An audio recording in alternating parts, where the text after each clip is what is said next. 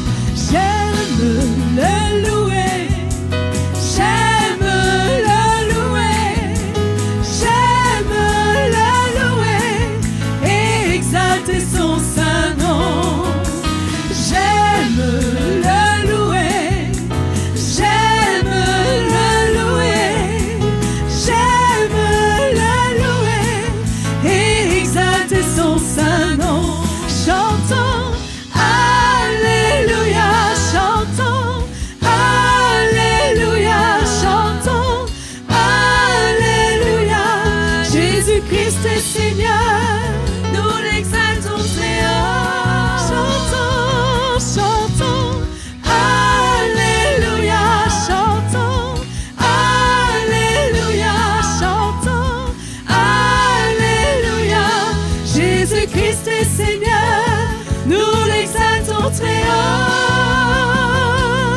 Jésus-Christ est Seigneur, nous l'exaltons très haut. Jésus-Christ est Seigneur, nous l'exaltons très haut. Alléluia, Alléluia, merci Jésus. La joie que donne Jésus, c'est la joie de son salut. Il nous délivre chaque jour et nous célébrons son amour. La joie que donne Jésus, c'est la joie de son salut. Racheté pour l'éternité, nous l'exaltons.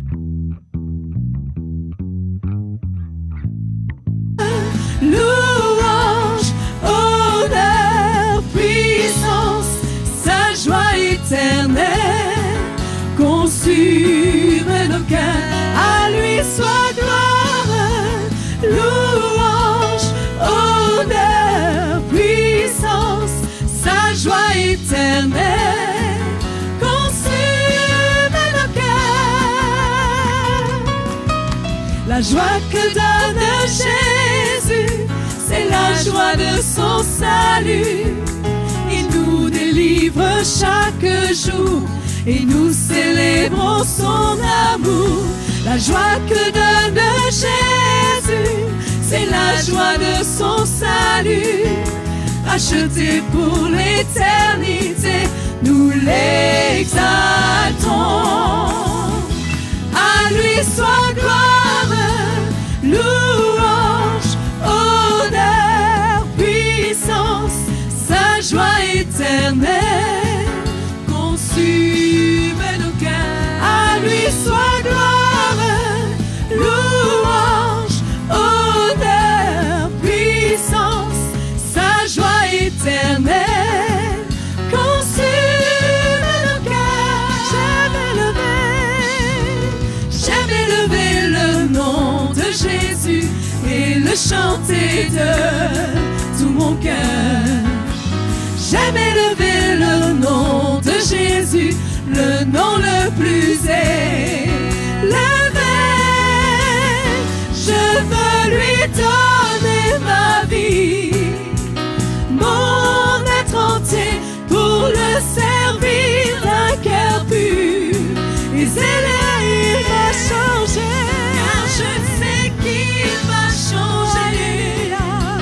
Régénérer pour faire de moi un témoin de son amour. J'aime élever le nom de Jésus.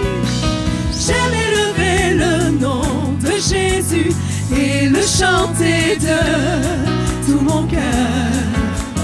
J'aime élever le nom de Jésus, le nom le plus élevé. Je veux lui donner ma vie, mon être entier, pour le servir d'un cœur pur et zélé. Car je sais qu'il m'a changé, régénéré, pour faire de moi un témoin de son amour. Je veux lui donner ma vie, mon être entier, pour le servir d'un cœur pur et zélé. Car je sais qu'il m'a changé,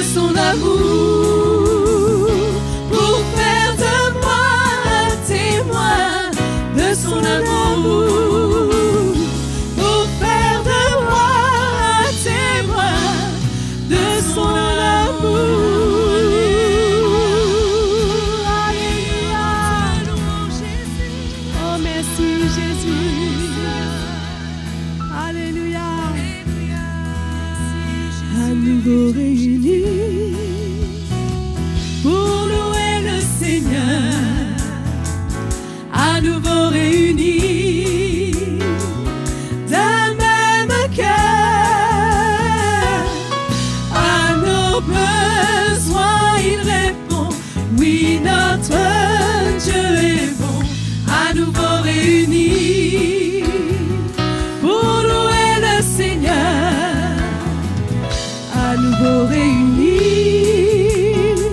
pour louer le Seigneur, à nouveau réunis d'un même cœur.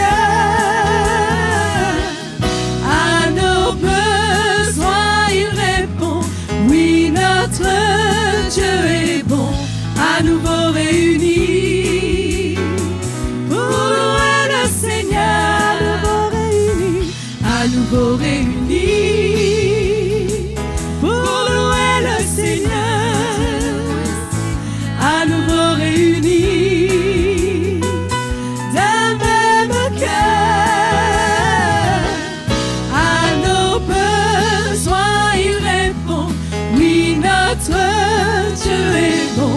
À nouveau réunis pour louer le Seigneur, à nouveau réunis pour louer le Seigneur, à nouveau réunis d'un même cœur. À nos besoins il répond, oui notre Dieu est bon. À nouveau réunis pour louer le Seigneur, à nouveau réunis pour louer le Seigneur, à nouveau réunis pour louer le Seigneur. Tu mérites la gloire, Jésus. Alléluia, nous t'adorons. Que tes louanges s'élèvent, que tes louanges s'élèvent, que tes louanges s'élèvent, s'élèvent en moi. Alléluia. Que tes louanges s'élèvent, que tes louanges s'élèvent, que tes louanges s'élèvent, s'élève en moi. Que tes louanges s'élèvent, que tes louanges s'élèvent, que tes louanges s'élèvent, s'élève en moi. Que tes louanges s'élèvent, Jésus, que tes louanges s'élèvent, que tes louanges s'élèvent, s'élève en moi. Que tes louanges s'élèvent, que tes louanges s'élèvent, que tes louanges s'élèvent, s'élève en moi. Que la foi s'élève, que la foi s'élève, que la foi s'élève, s'élève en moi. Que la foi s'élève, que la foi s'élève, que la foi s'élève, s'élève en moi. Que la foi s'élève, que la foi s'élève, que la foi s'élève, s'élève en moi.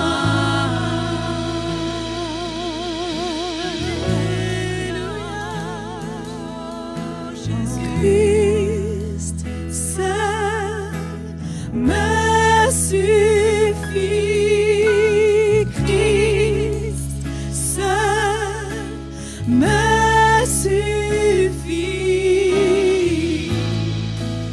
Tout ce dont j'ai besoin est en lui. Tout ce dont j'ai besoin, Christ seul, Christ seul me suffit. Christ seul me suffit. Tout ce dont j'ai besoin est en lui. Tout ce dont j'ai besoin,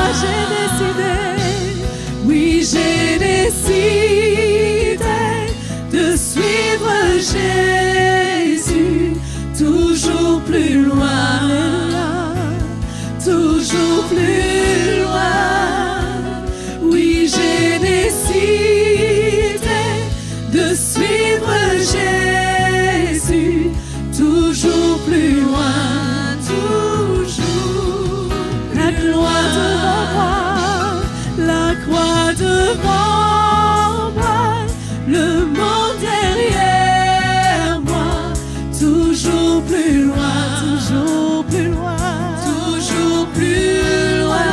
Alléluia, la croix devant moi, le monde derrière moi, toujours plus loin, toujours plus loin.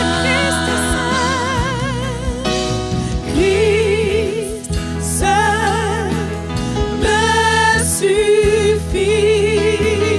Christ seul me suffit.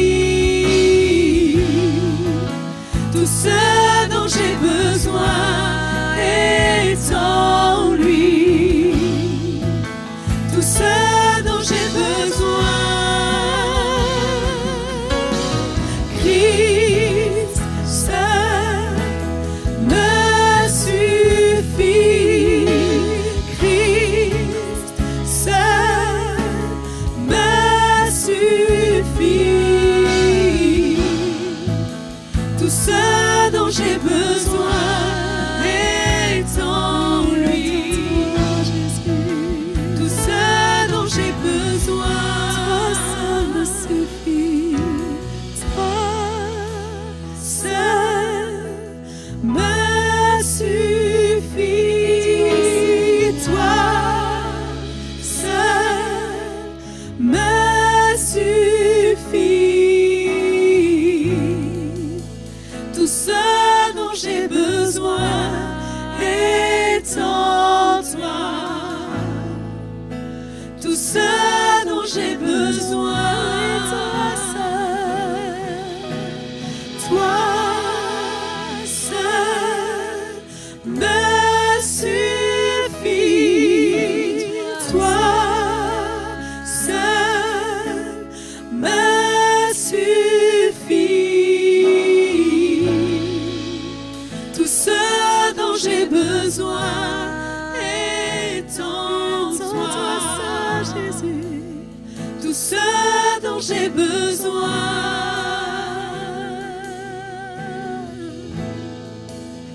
Tout ce dont j'ai besoin est en toi. Tout ce dont j'ai besoin.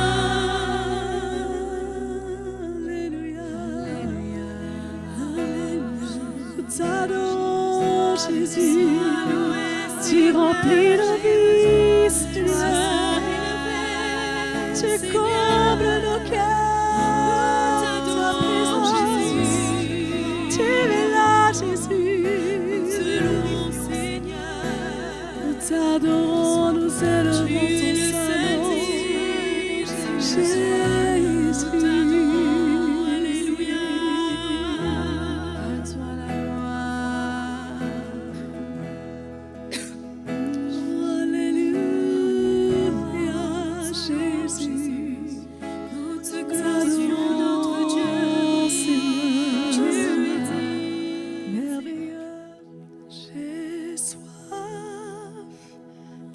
Ta présence, divin chef de ma foi, dans ma faiblesse immense, que ferais-je sans toi? Chaque jour, à chaque heure, j'ai besoin de toi. Viens, Jésus, et demeure tout près de moi. J'ai soif de ta présence, divin chef de ma foi. Dans ma faiblesse immense, que ferais-je sans toi? Chaque jour, à chaque heure,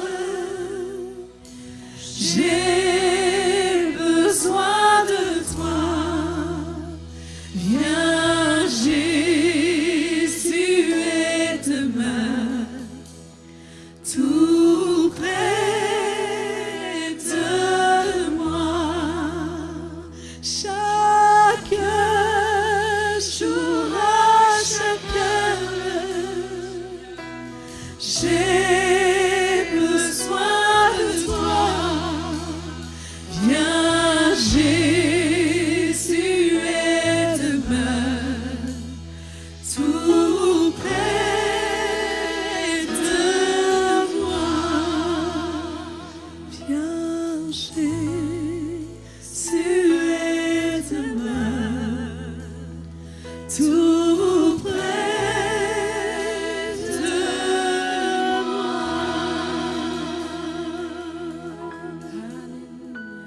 Oh, Jésus,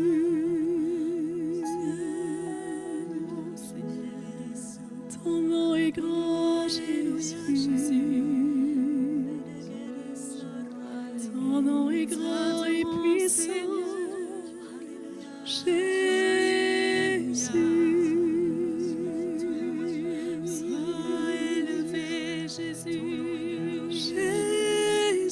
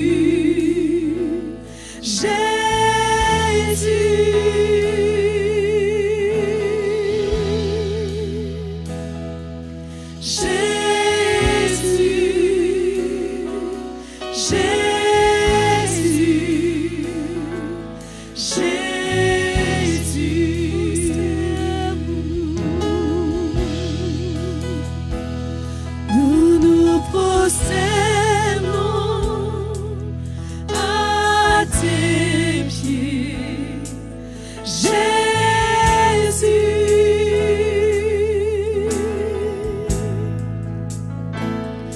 Nous nous prosternons à tes pieds, Jésus.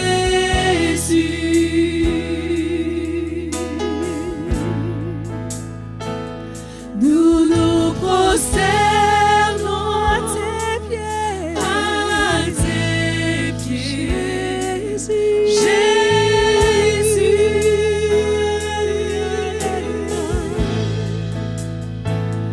Nous nous prosternons à tes pieds, Jésus. Son nom est Jésus.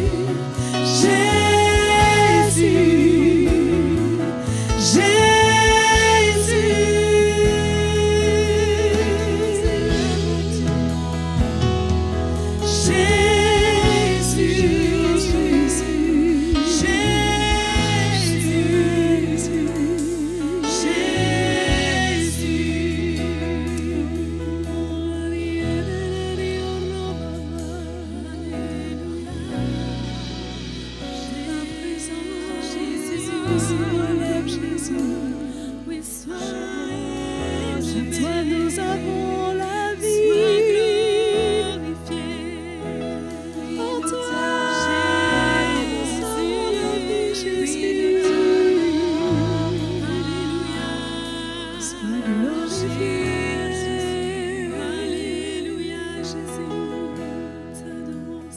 Et nos cœurs se prosternent pour t'adorer, Seigneur. Alléluia. Glorifier ton Saint-Nom, Jésus.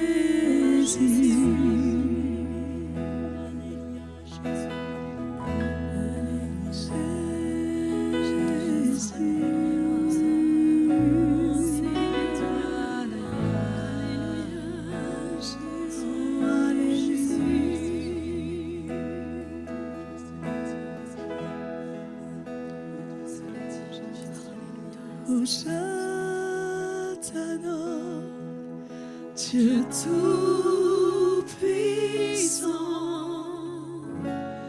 nul n'est comme toi, oui, Jésus.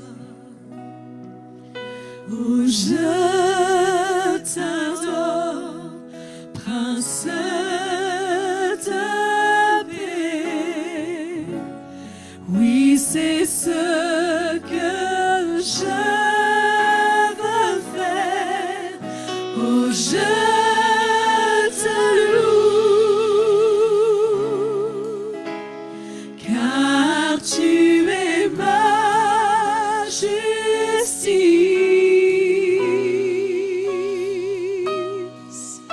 Oh, je t'adore, Dieu tout-puissant.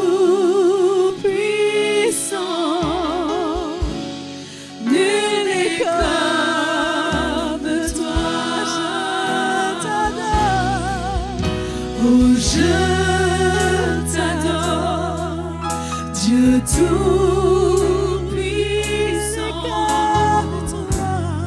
Nul n'est comme toi, Jésus. Oh, je t'adore, Prince de paix. Oui, c'est ce que je veux faire. Oh, je te loue, car tu es ma justice.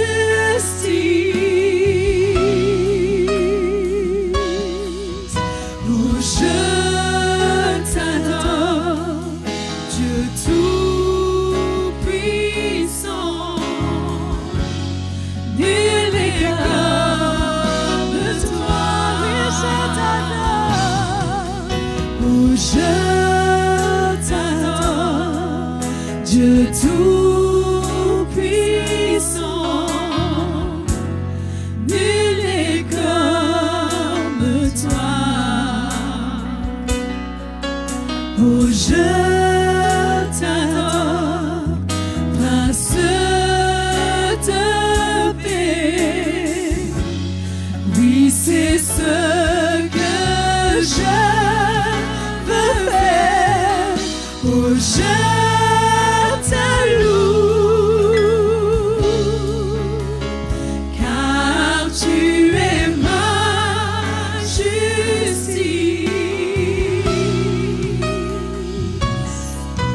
Oh, je t'adore, Dieu tout-puissant. Nul n'est comme toi.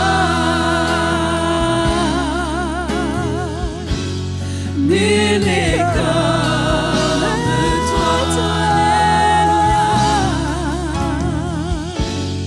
Nul n'est comme toi.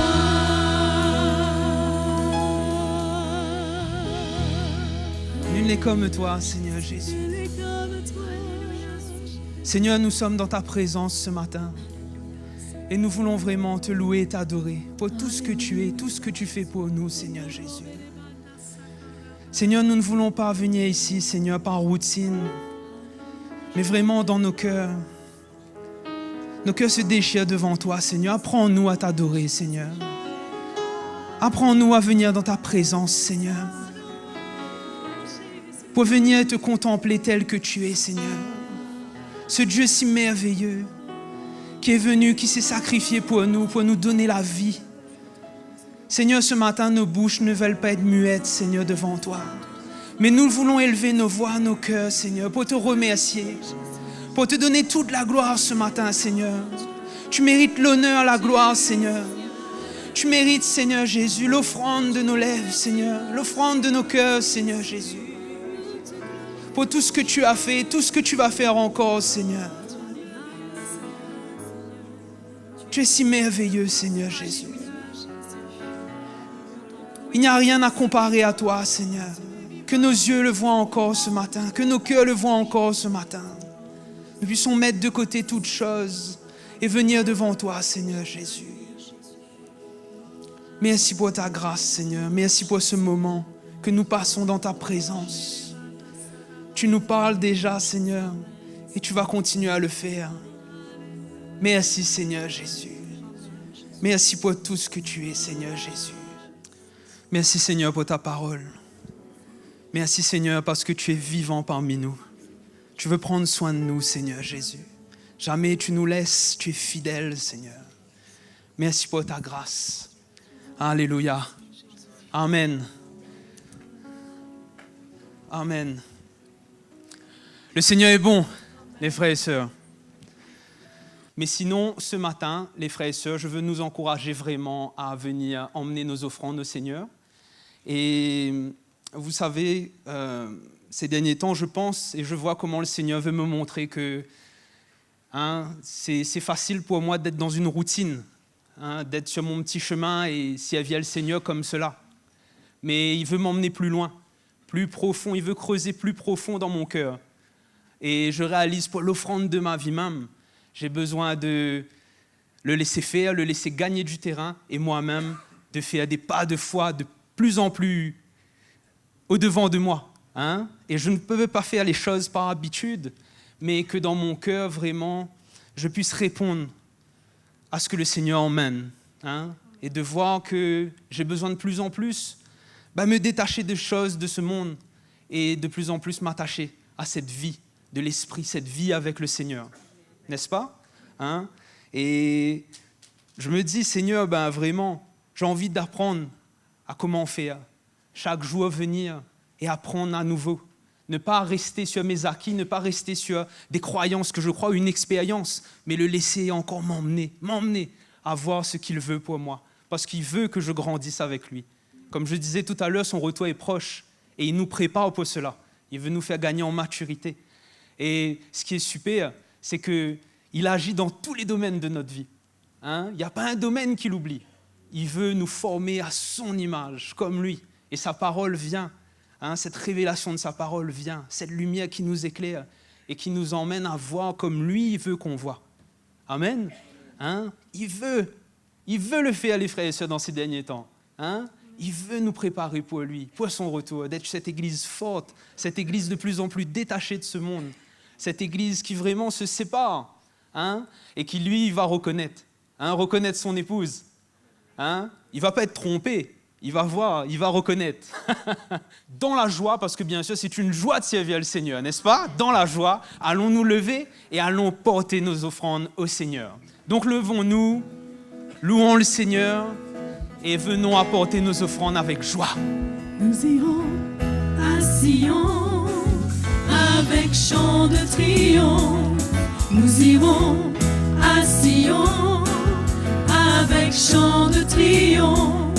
Une joie éternelle couronnera nos têtes. L'allégresse et la joie s'approcheront. Une joie éternelle couronnera nos têtes. La douleur et les gémissements s'enfuiront. Venez, offrons-lui. Venez, offrons-lui un sacrifice de joie. Venez, offrons-lui un sacrifice de joie. exalte, le fruit de nos lèvres qu'il exalte. Venez offrons nos sacrifices, venez offrons nos louanges au roi. Venez offrons nos sacrifices, venez offrons nos louanges au roi. Gloire à Dieu. Bonjour à vous tous. Vous êtes dans la joie ce matin? On est venu dans la présence du Seigneur pour le louer. Normalement, le dimanche, on fait le plein de joie. On fait le plein de joie. Si on a perdu un peu la paix, on retrouve la paix. Parce que quand on vient dans la présence du Seigneur, on ne peut pas en retirer de mauvaises choses. Et le Seigneur est fidèle. Il nous encourage, il nous parle. Et c'est à nous de répondre, d'obéir à sa parole, de manière à expérimenter la puissance de sa parole. Sa parole n'est pas puissante simplement en l'écoutant, mais lorsque par la foi nous obéissons, que nous allons au-delà de nos faiblesses, que nous ne nous regardons pas nous-mêmes comme Abraham. Quand il a été appelé de Dieu, il s'est passé des décennies avant que le plan du Seigneur se réalise et que Isaac vienne au monde. Il a fallu qu'Abraham apprenne à regarder sa femme et lui-même presque comme des jeunes gens, parce qu'ils étaient en incapacité d'avoir des enfants. Mais Dieu leur a fait grâce parce qu'il devait être un modèle pour nous tous, de ne pas regarder notre faiblesse, les limites qui sont dans notre chair, qui sont imposées, mais d'accepter que le Seigneur, il est puissant. Il est puissant envers nous, il agit en nous, il est puissant en nous. Il peut nous changer, il peut nous libérer et accomplir son plan. Qu'est-ce qui pourra arrêter la main de Dieu si nous croyons dans le Seigneur? Donc, croire en lui et espérer contre toute espérance comme Abraham. Là où on dirait qu'il n'y a plus d'espérance, il n'y a plus d'espoir, c'est là même qu'il faut s'accrocher. Là où on dirait qu'on est bloqué devant la mer Rouge, c'est là qu'il faut croire dans le Seigneur, qu'il va ouvrir la mer Rouge. La foi ne dépend pas des situations naturelles. La foi nous fait dépendre de Dieu lui-même. Et quand Dieu voit cela, il va nous étonner. Amen. Donc, ce matin, je vais commencer un thème avec vous que je vais finir mardi. Donc, si vous voulez avoir l'autre moitié du repas, il faudra venir mardi soir. Mais pour aujourd'hui, j'aimerais commencer à parler de la rédemption, qu'on ait un peu de lumière là-dessus pour que ça nous encourage. La rédemption qui est à la base de notre salut. Il nous faut comprendre ces choses. Ce n'est pas des choses qu'on a lues une fois dans la parole de Dieu où on a entendu le mot être prononcé et on pense avoir compris. On a besoin de révélation de ce que ça transporte. Donc, pendant ces 2 jours, aujourd'hui et mardi, je vais vous parler de la rédemption. Et on va tout de suite aller dans Romains chapitre 3. Alléluia. On peut dire ce qu'on veut, mais il n'y a pas de meilleur endroit le dimanche matin. On peut organiser le meilleur pique-nique qu'on veut. Le temps peut faire beau comme on veut. Extraordinaire. Il peut être bleu au point qu'on a besoin de fermer nos yeux. L'air peut être pur dehors, mais rien ne vaut se tenir dans la présence du Seigneur au milieu de son peuple. Parce que tout ce qu'on peut avoir, si Dieu ne nous change pas, ne nous libère pas, si sa vie ne vient pas en nous, nous n'arriverons même pas à profiter de la vie elle-même, de la bonne manière. Mais la vie a un sens quand Jésus vit dans notre cœur, quand il grandit dans notre cœur, la vie prend tout son sens. Et on commence à connecter de la bonne manière avec tout ce qui existe. Et ça fait notre bonheur, on est en paix, on est bien. Donc il faut comprendre la rédemption. Vous y êtes, Romains chapitre 3, verset 23. « Car tous ont péché et sont privés de la gloire de Dieu. » Ça, c'est l'état de l'humanité entière. Et ils sont gratuitement justifiés par sa grâce, par le moyen de la rédemption qui est en Jésus-Christ. Voilà, la base du salut, c'est la rédemption, le fait d'être racheté. Nous avons été vendus. Paul dit dans Romains chapitre 7 que nous avons été vendus au péché. Donc nous devions être rachetés. Il devait y avoir un procédé légal pour que l'homme soit libre de son état auquel il a été soumis depuis le Jardin d'Éden. Il a été soumis à la vanité, à la puissance du diable. Ce sont nos premiers parents qui nous ont vendus. Parce que les générations après allaient porter les tâches de leur corruption, les effets du péché. D'accord? Donc, il fallait une rédemption pour nous délivrer. Il fallait un acte légal, parce que Dieu est un Dieu juste. Dieu ne fait pas les choses sur le coup des émotions. Ce n'est pas parce que le Seigneur nous aime qu'il allait nous délivrer comme ça. Mais il fallait une œuvre. Il fallait une œuvre de rédemption. Rédemption, c'est le fait de racheter. Et au fait, ici, le mot grec apolutrosis, rien à voir avec apolosis, d'accord? C'est apolutrosis, ça veut dire racheter pour rendre libre. OK? Il faut la rédemption pour être rendu libre.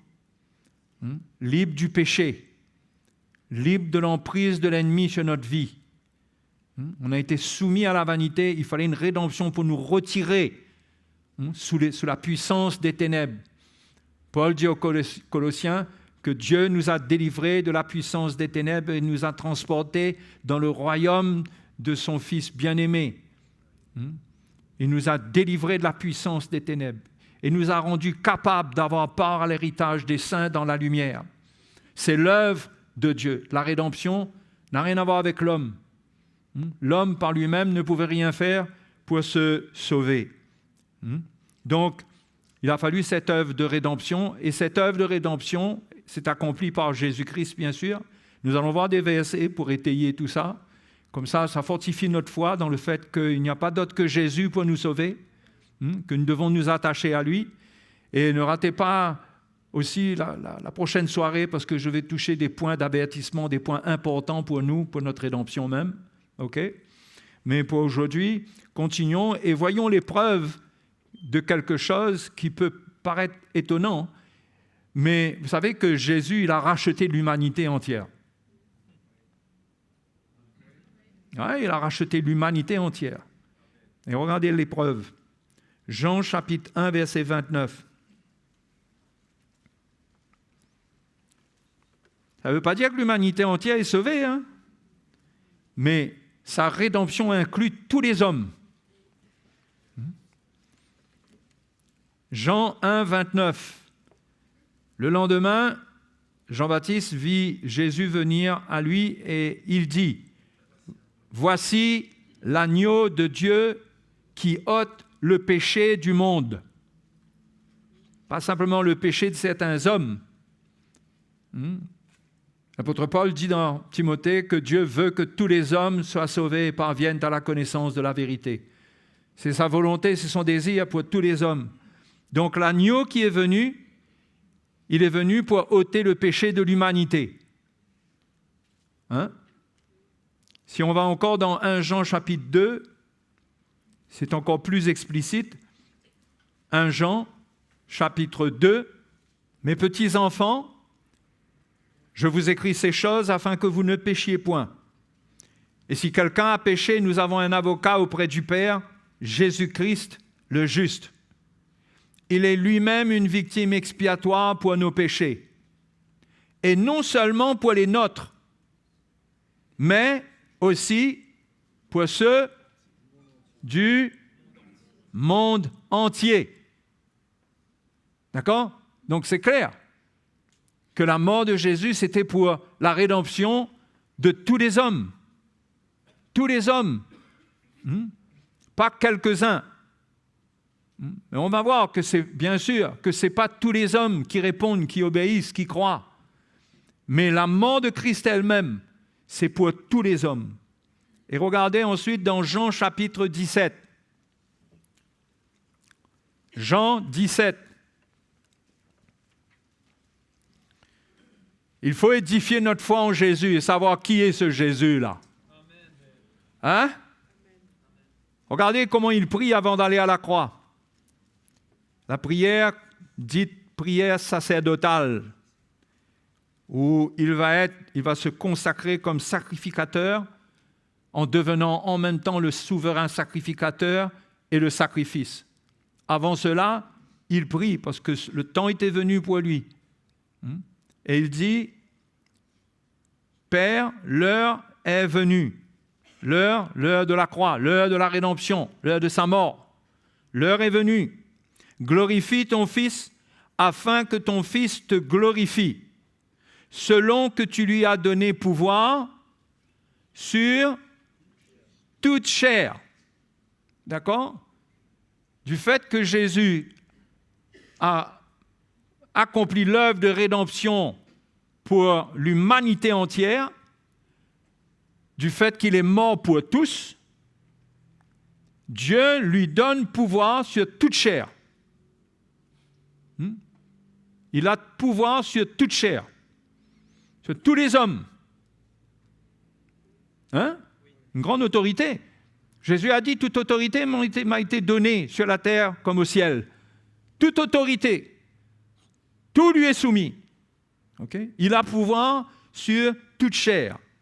Ensuite, il dit, afin qu'il accorde la vie éternelle à tous ceux que tu lui as donnés. Ah. Là, on exprime quelque chose qui peut paraître différent. Hein? Ben oui, il accorde la vie éternelle à tous ceux que tu lui as donnés. Il parle au Père. Il y a des gens que Dieu donne à Jésus, que le Père donne à Jésus, pour devenir son peuple, son épouse. OK? Et on continue. Or, la vie éternelle, c'est qu'ils te connaissent. Toi, le seul vrai Dieu et celui que tu as envoyé, Jésus-Christ. Je t'ai glorifié sur la terre et j'ai achevé l'œuvre que tu m'as donnée à faire. Et maintenant, toi, Père, glorifie-moi auprès de toi-même de la gloire que j'avais auprès de toi avant que le monde soit. Et le verset 6 dit encore, « J'ai fait connaître ton nom aux hommes que tu m'as donnés du milieu du monde. » OK? La même notion de don du Père au Fils. Des hommes que le Père lui a donnés, il a fait connaître le nom du Père à ces hommes. Ils étaient à toi et tu me les as donnés. Et croyez pas que cela n'inclut pas nous aujourd'hui, parce que Dieu sait toutes choses et il a un peuple depuis le commencement. Alors, quand je commence à parler comme ça, ne croyez pas que je suis dans les thèses radicales calvinistes, mais vous allez comprendre, d'ailleurs, qu'on ne peut pas tout comprendre, mais qu'on peut quand même accepter ce que la parole de Dieu dit, même si on n'a pas toute la compréhension du mystère de Dieu quant au salut. OK? Et malheureusement, l'homme a la fâcheuse manie de poser les questions qui n'ont pas de réponse, qui sont trop grandes pour sa petite tête. Et en faisant comme ça, au lieu d'accepter la parole de Dieu telle qu'elle est, il s'embrouille dans une confusion. Finissant même par trouver un juste qui les sauve alors que les autres ne le sont pas. Oui. Est-ce qu'il y a en Dieu de l'injustice? OK? Dieu est juste. Mais il y a des hommes que le Père a donnés à Jésus. Il dit, ils étaient à toi et tu me les as donnés et ils ont gardé ta parole. Au verset 9, il dit, c'est pour eux que je prie. Je ne prie pas pour le monde, mais pour ceux que tu m'as donnés parce qu'ils sont à toi. Donc, c'est clair qu'il y a des hommes et des femmes. Quand je dis des hommes, c'est l'humanité. Okay? C'est clair qu'il y a des hommes et des femmes que Dieu, il a connus d'avance, qui étaient dans sa vision, qu'il a vu au travers des siècles. Okay? Comment Dieu fait ça? Dieu est tout-puissant, Dieu est omniscient, ça veut dire qu'il sait toutes choses. là, on ne peut pas rentrer là-dedans. Mais c'est ce que la parole de Dieu nous révèle. Donc, il y a un peuple qui lui appartient, il l'a donné à Jésus à cause de la mort de Jésus, à cause de ce que Jésus a accepté de faire. Il dit dans les évangiles, « Voici mon fils bien-aimé en qui j'ai mis toute mon affection. » Et le Seigneur, le Père, lui a remis le règne sur toute chose, pouvoir sur toute chair. C'est comme ça. Il y a des éléments dans la parole de Dieu qu'il faut accepter sans qu'on comprenne pleinement. Mais on accepte parce que ça fait partie de la souveraineté de Dieu. Ça rentre dans un domaine dans lequel notre intelligence ne peut pas partir. OK? Notre intelligence ne peut pas aller discuter avec Dieu de ces choses. Parce qu'on va s'embrouiller. Dieu ne peut pas nous donner, peut-être qu'un jour on aura des réponses sûrement, mais nous ne pouvons pas philosopher avec Dieu. Nous ne pouvons pas débattre. Nous devons accepter son plan. Et son plan est clair. Vous allez voir qu'il n'y a pas de confusion. Jean chapitre 6, verset 43. Jésus leur répondit, « Ne murmurez pas entre vous. Nul ne peut venir à moi si le Père qui m'a envoyé ne l'attire. » Ça confirme ce qu'on a lu avant. Et Jésus dit, « Et je le ressusciterai au dernier jour. » Donc, qui est-ce que le Père attire pour venir à Jésus? Ce sont ceux qui lui appartiennent. Donc Jésus a déjà dit, il le dira plus tard, plutôt au chapitre 17, il parle de ceux que tu m'as donnés. Donc personne ne peut venir à Jésus si ce n'est le Père qui ne l'attire. Voyez, le salut, c'est une œuvre miraculeuse de Dieu. C'est Dieu qui accomplit cela, de A à Z. Ça ne veut pas dire que l'homme n'a pas de responsabilité, sinon il ne pourrait pas être jugé. OK? Mais le salut est l'accomplissement de l'œuvre de Dieu dans sa totalité. L'homme ne pouvait pas initier cela. Et de toute façon, c'est quelque chose qui remonte avant même la fondation du monde. Avant que le monde ait été créé, la Bible parle de l'agneau de Dieu, immolé dès la fondation du monde. C'est un mystère. Depuis le commencement dans le plan de Dieu, Dieu a tenu conseil avec lui-même, le Fils, le Saint-Esprit. OK? Dieu a tenu conseil avec lui-même et Dieu avait ce plan-là. Et Dieu avait ce plan de créer l'homme. Il voulait un homme libre, qui le choisisse. C'est ce que je crois, moi, dans la parole du Seigneur. Il ne voulait pas des robots. Il voulait une créature qui passe par un chemin et qui allait prouver son amour pour Dieu, que sa foi en Dieu était sincère. Ce n'est pas un amour, un robot n'a pas d'amour. Le robot, il fait automatiquement des tâches, non? Mais Dieu voulait d'un homme qui soit en communion avec lui, volontairement, qui est la liberté que lui-même il a, le Seigneur, qui soit entièrement libre. Donc, il a créé l'homme, sachant que de toute façon, l'homme allait chuter. Rien qui vous dit, oui, mais pourquoi Dieu a permis que, s'il savait, pourquoi Dieu a créé l'homme? Mais ça ne nous regarde pas. Dieu est Dieu, il est sur le trône. L'Éternel fait ce qu'il veut. C'est lui qui décide. Paul dit, mais qui es-tu, vase d'argile, pour dire au potier, pourquoi m'as-tu fait ainsi? Dieu est Dieu. Il a décidé de ce plan-là et il estime qu'en déployant sa création et la manière qu'il allait faire toutes choses, les hommes devaient croire en lui. Il a tout fait pour que l'homme puisse se tourner vers lui et croire en lui. Même après la chute. Les hommes qui allaient venir n'allaient quand même pas déduire qu'il n'y a pas de Dieu.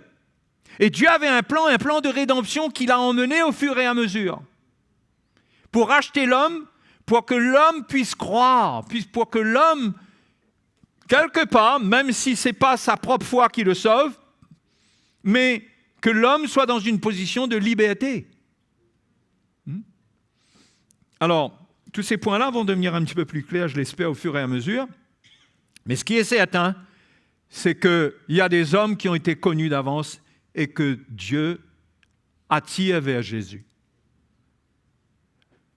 Ça ne veut pas dire que nous n'avons plus de responsabilité dans l'évangélisation. Au contraire, nous sommes co-ouvriers avec Dieu. Nous sommes co-ouvriers avec Dieu. Nous travaillons avec le Seigneur. Nous avons une part, le Seigneur nous appelle à participer à l'œuvre du salut, par l'évangélisation en particulier. Donc nous sommes appelés à participer à cela. Nous avons une responsabilité d'être des témoins. Okay? On ne peut pas juste dire maintenant, si c'est Dieu qui attire, nous on n'a plus rien à faire. Okay? Non, mais Dieu attire au travers de notre obéissance, de notre participation aussi. Dans sa souveraineté, Dieu a choisi que les choses soient comme ça. OK? Donc, comment ça se passe? Jean chapitre 10, verset 24. Parce que si vous êtes là, c'est que le Seigneur vous a choisi. Hein?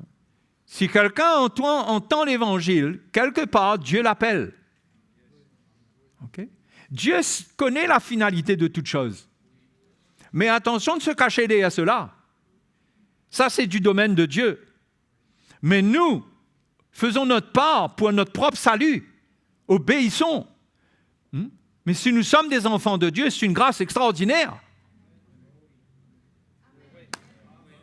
Hein? Et comment ça marche? Jean chapitre 10, verset 24. Les Juifs l'entourèrent et lui dirent à Jésus, « Jusqu'à quand tiendras-tu notre esprit en suspense? Si tu es le Christ, dis-le nous franchement. » Jésus leur répondit, « Je vous l'ai dit et vous ne croyez pas. Les œuvres que je fais au nom de mon Père rendent témoignage de moi. Mais vous ne croyez pas parce que vous n'êtes pas de mes brebis. » Hein? Il y a des gens qui ne sont pas les brebis du Seigneur. C'est comme ça. Le verset 27, il dit, « Mes brebis entendent ma voix, je les connais et elles me suivent. » Donc, en premier lieu, c'est que le Seigneur connaît ses brebis. Il connaît ce que Dieu lui a donné.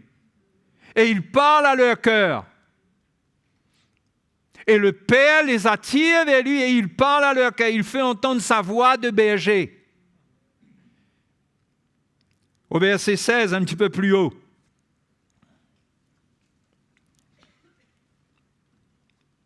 Jésus dit, « J'ai encore d'autres brebis qui ne sont pas de cette bergerie.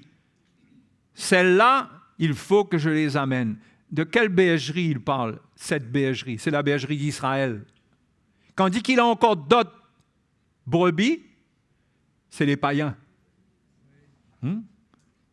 Donc il dit, celles-là qui ne sont pas de cette bergerie, il faut que je les amène. Elles entendront ma voix et il y aura un seul troupeau, un seul berger. Elles entendront ma voix. Mes brebis entendent ma voix. Elles entendront ma voix. Il y aura un seul troupeau, un seul berger. Donc, une brebis du Seigneur, quand ça entend l'Évangile, la voix du Seigneur, c'est l'Évangile qui vient jusqu'à eux en priorité. Quand une brebis entend la voix du berger, la brebis reconnaît la voix du berger. Reconnaît la voix du berger. Parce que c'est une brebis. Quand Jésus a parlé aux Juifs, il leur a dit, vous n'êtes pas de mes brebis, c'était des gens qui étaient des pécheurs comme tout le monde. Ils étaient le peuple de Dieu, mais ils étaient dans les ténèbres. Mais parce qu'ils n'étaient pas des brebis, ils n'entendaient pas la voix du berger, parce que Jésus n'était pas le berger. Mais ceux qui entendent la voix du berger, ce sont les brebis du Seigneur. Si tu as entendu la voix du berger, c'est que tu es une brebis du Seigneur. C'est encourageant, ça, non? Hein? Est-ce que tu as entendu la voix du berger un jour? Est-ce que tu l'entends aujourd'hui? Peut-être tu ne l'as jamais entendu. Mais si l'Évangile parle à ton cœur, c'est que tu es une brebis. Tu as besoin encore d'entendre la voix du berger. Jusqu'à la fin, nous avons besoin que le berger nous parle et nous avons besoin d'entendre sa voix. C'est pourquoi sa voix, la Bible nous dit que Dieu, dans les derniers temps, nous a parlé par le Fils. Sa voix, c'est sa parole qui vient par le Saint-Esprit. Sa voix, bien sûr, c'est le Saint-Esprit qui parle à nos cœurs, mais pour qu'il n'y ait pas de confusion, parce qu'on entend tellement de choses dans notre cœur, on entend nos propres pensées, l'Évangile est là pour tout clarifier concernant la voix du berger. La voix du berger nous conduit vers lui, dans la vérité. OK? Donc, si on est une brebis du Seigneur, on entend. Déjà, réjouissons-nous, on a entendu, on entend, alléluia. On a répondu. On est un enfant de Dieu. C'est merveilleux, non? Allons lire dans Romains 8, 28 pour apprécier cela dans une autre dimension. Romains 8, 28. Nous savons du reste que toute chose concourt au bien de ceux qui aiment Dieu, de ceux qui sont appelés selon son dessein. Verset 29. Car ceux qu'il a connus d'avance. Hein? Dieu nous a connus d'avance. Ça remonte à quand, ça? Quelques jours avant ta conversion? Non. Depuis la fondation du monde, Dieu nous a connus d'avance. Ceux qu'il a connus d'avance, il les a aussi prédestinés. Vous voyez, donc, connaître d'avance vient avant prédestiner. On n'est pas prédestiné sans avoir été connu d'avance. Ce qui veut dire que le fait que Dieu nous connaisse d'avance, il nous a prédestinés. Il a tout préparé pour nous.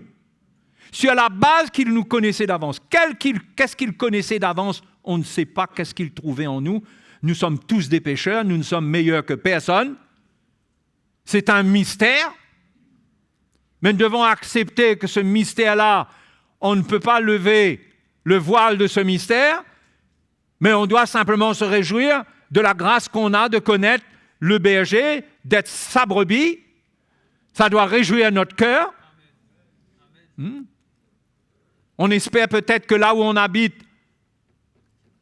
que dans notre île, il y ait beaucoup de brebis. On aimerait que tous nos collègues soient des brebis. On aimerait que tous les gens de notre famille, à tous les niveaux, les tontons, les cousins, etc., tout le monde soit des brebis. On aimerait tout ça. Mais seul Dieu sait. Seul Dieu sait. Donc on prie. Nous sommes appelés à prier. Nous sommes dans la foi pour les gens. Mais nous n'avons pas l'enjeu du salut dans notre main comme ça. Prie pour que le plan de Dieu se manifeste. Mais si quelqu'un n'est pas une brebis et que Dieu d'avance ne l'a pas connu, ne l'a pas vu, on peut prier comme on veut, il ne se passera rien. Parce que le salut, c'est Dieu qui déclenche. C'est Dieu qui fait quelque chose parce qu'il a connu d'avance. Alors, croyez-moi que là, on n'est pas en train de parler que Dieu a sélectionné des gens pour être sauvés et il a sélectionné des gens pour être perdus. Non, non, non. Mais Dieu sait toutes choses. Est-ce qu'on peut accepter ça? Que le Dieu créateur tout-puissant, il sait toutes choses. Et il sait toutes choses d'avance. Moi, c'est quelque chose qui est au-delà de notre intelligence. Mais s'il ne sait pas toutes choses d'avance, on peut se demander où est-ce qu'on va? Notre sécurité, c'est qu'il est parfait dans sa puissance et dans sa connaissance. Et que nous, ayant été appelés, nous sommes dans des mains sûres. D'ailleurs, Jésus a dit que mes brebis sont dans ma main et personne ne les ravira de ma main. Il y a une sécurité. Ça ne veut pas dire que maintenant on peut se permettre de faire n'importe quoi, parce que la Bible dit à côté de ça, il y a beaucoup d'appelés, mais peu d'élus aussi. Donc il y a toujours un équilibre pour nous avertir. Mais ce qui est sûr, c'est qu'on a un Dieu qui nous a connus d'avance, qui nous a prédestinés. Hein? À être conformes, prédestinés, à être semblables à l'image de son Fils, afin que son Fils soit le premier-né de beaucoup de frères. Et ceux qu'il a prédestinés, il les a aussi appelés. OK? C'est comme ça qu'on a été appelés. On a entendu l'appel, la voix du Seigneur. Et ceux qu'il a appelés, il les a aussi justifiés. On a cru. Et il nous a justifiés. Et ceux qu'il a justifiés, il les a aussi glorifiés. C'est comme si c'est déjà fait la glorification. Parce que Dieu voit et sait toutes choses depuis le commencement. J'espère que ça ne vous met pas dans la confusion. Peut-être que ça n'éclaire pas intellectuellement comme il faut. On ne peut pas parler de cela dans la totale connaissance de Dieu concernant ces choses. Ça lui appartient.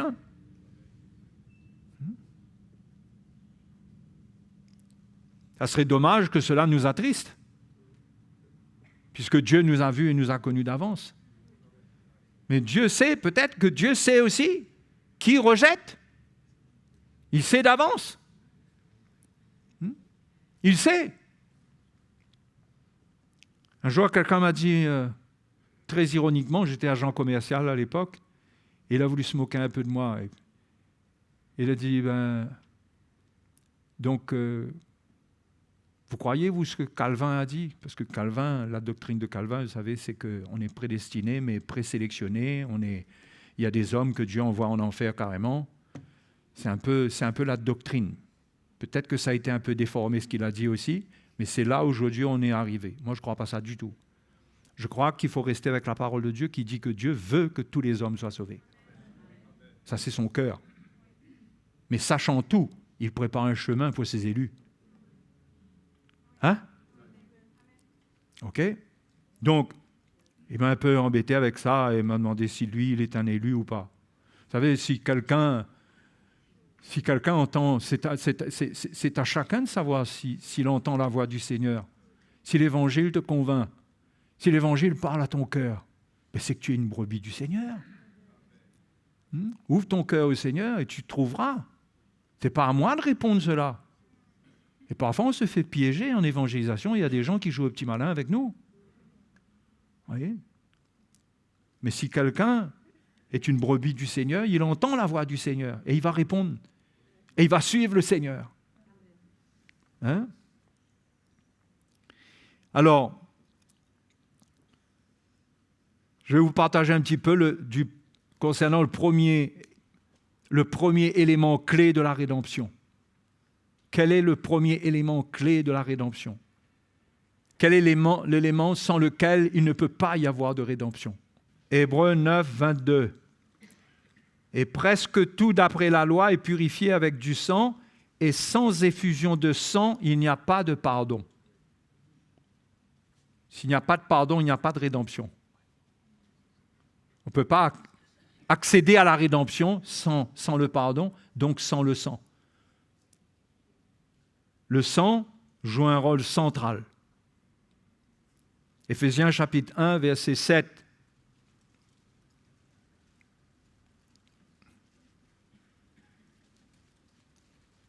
Paul dit, en lui, en Jésus. J'espère que nos amis en ligne suivent notre petite étude biblique ce matin. Et que le Seigneur vous éclaire, vous encourage. On ne peut pas avoir toute la lumière, mais on partage ce qu'on voit, ce qu'on connaît, mais on accepte ce que la parole de Dieu dit. Avec simplicité. Un jour, nous connaîtrons parfaitement. Mais ne nous embrouillons pas avec des conclusions et avec des doctrines qui mettent mal à l'aise les gens. Mais ayons une attitude qui est le cœur et l'amour de Dieu envers tous les hommes. Dieu veut que tous les hommes soient sauvés. En lui, nous avons la rédemption, comment? Par son sang. Avec pour conséquence le pardon des péchés. Sans effusion de sang, il n'y a pas de pardon. Le pardon des péchés, selon la richesse de sa grâce que Dieu a répandue abondamment sur nous par toute espèce de sagesse et d'intelligence. Donc la rédemption, c'est la rédemption par le sang. C'est pourquoi on ne peut pas être sauvé par nos bonnes œuvres. On ne peut pas être sauvé par ce qu'on fait. Parce que la rédemption vient du sang de Jésus qui a coulé à la croix. C'est le prix qui a été payé pour nous racheter. Ça n'a rien à voir avec nous. Il faut bien comprendre que l'œuvre de notre salut n'a rien à voir avec nous. Nous sommes mystérieusement des brebis du Seigneur. Un jour, nous entendons la voix du Seigneur. Oh, et nous suivons le Seigneur, nous croyons en lui. D'accord? Mais on ne peut pas entrer dans toutes sortes de thèses avec ça. Est-ce que je méritais? Est-ce que je ne mérite pas? Mais premièrement, je ne mérite rien du tout. Mais je suis une brebis du Seigneur. Quand Paul était à Corinthe, Dieu lui a dit, parle encore, parce que j'ai un peuple nombreux dans cette ville. Comprenez? Dieu avait un peuple nombreux dans cette ville. Il connaissait les gens. Il connaissait son peuple d'avance. Son peuple qu'il a connu d'avance, nous dit la parole de Dieu. Donc, la rédemption se fait par le sang de Jésus. Pas par notre propre force. Ce n'est pas nous. Nous ne pouvons pas changer notre vie. C'est la croix de Christ, c'est le sang qui a coulé sur la croix qui nous a délivrés, qui rachète un homme. Et cette histoire de sang remonte à Genèse chapitre 9, qui, je crois, transporte une image de la rédemption.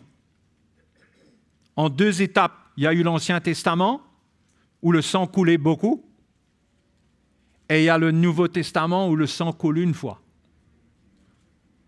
Le sang de Jésus n'a pas besoin de couler en permanence. Ça coule une fois, c'est un sang parfait, ça rachète l'homme. Une fois pour toutes, la Bible dit. Mais Genèse chapitre 9, quand Dieu a recommencé toutes choses avec Noé et les quelques personnes qui étaient avec lui, il leur a dit, seulement vous ne mangerez point de chair avec son âme. Chapitre 9, verset 4. Seulement vous ne mangerez point de chair avec son homme, avec son sang. Le sang a été présenté comme quelque chose de précieux que l'homme ne devait pas manger. Sachez-le aussi, je redemanderai le sang de vos âmes. Je le redemanderai, donc je redemanderai le sang de vos âmes. C'est important, ça parle de la mort là. Ça parle d'un jugement par rapport à la mort. Parce que l'homme est une créature faite à l'image de Dieu. C'est du sérieux. Quand on touche à la vie de l'homme, on touche à son sang. Son sang représente sa vie. On ne peut pas verser le sang de l'homme impunément. On ne peut pas se lever contre le sang, même se lever, même si on ne répand pas le sang, mais on ne peut pas se lever contre le sang d'un homme. Parce que la vie de Dieu que Dieu donne à l'homme se trouve dans le sang. Donc, quand le sang d'un homme est répandu, l'homme qui répand le sang doit rendre compte. Vous comprenez? C'est sérieux, hein? Donc il dit, sachez-le aussi, je redemanderai le sang de vos âmes. Je le redemanderai à tout animal. Maintenant, dans ce que Dieu va dire, il y a l'image du salut qui allait venir. La manière dont Dieu allait procéder par le sang est décrite dans ce passage finalement. Parce qu'il dit, je redemanderai le sang de vos âmes, je le redemanderai à tout animal. C'est-à-dire que le sang des animaux qui allait être versé allait répondre pour le sang des hommes versé pour le péché des hommes. Ça, c'était la phase de l'ancienne alliance.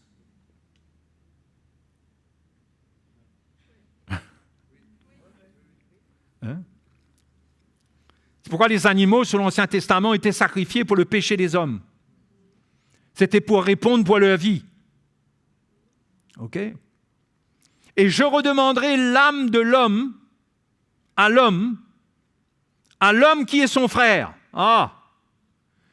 Là, ça contient l'image de Jésus qui allait devenir notre frère, qui allait prendre la chair de l'homme et qui allait verser son sang.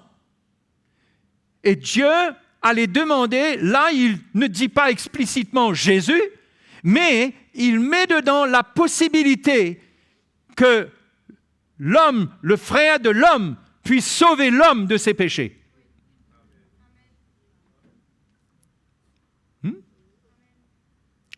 Peut-être que c'est un truc qu'il faudra écouter plusieurs fois, mais... L'homme qui est son frère, c'est Jésus.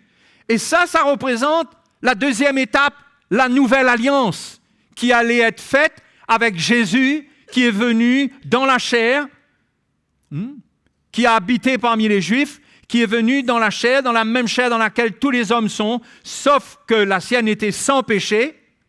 Mais il est venu pour justement répondre pour les péchés des hommes en versant son sang. Son âme a été demandée, son âme est dans son sang.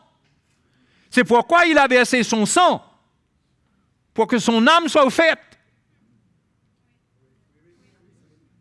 Ouais, excusez-moi, ça fait un peu théologique tout ça, mais là, ça parle de l'aspect du salut qui vient maintenant par Jésus.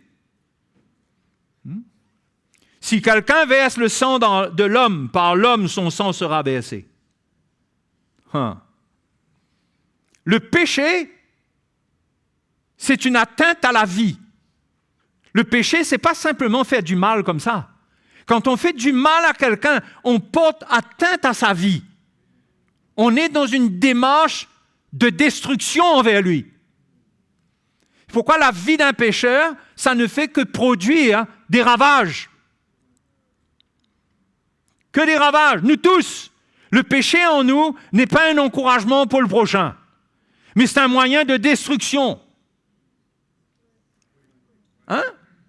C'est une atteinte grave à la vie que Dieu a donnée à l'homme. Donc c'est quelque chose, le péché est quelque chose de bien plus sérieux que des mauvaises actions que l'on fait qui ne plaisent pas à Dieu. C'est l'atteinte à la personne même de Dieu.